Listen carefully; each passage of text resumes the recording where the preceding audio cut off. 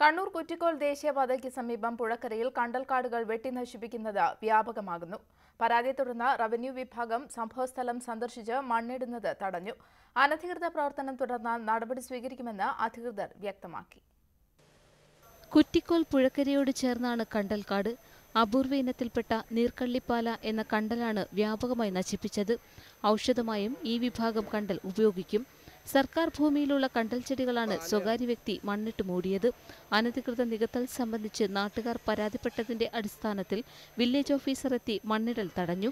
Revenue ഭൂമി കണ്ടെത്തിയാൽ തിരിച്ചെടുക്കുന്നതുൾപ്പെടെ കണ്ടൽക്കാടുകൾ വെട്ടിനശിപ്പിച്ചതിനും മണ്ണിട്ട് നികത്തിയതിനുമെതിരെ കർശന നടപടി സ്വീകരിക്കുമെന്ന് തഹസിൽദാർ വി.പി. നാദിർഷാൻ പറഞ്ഞു.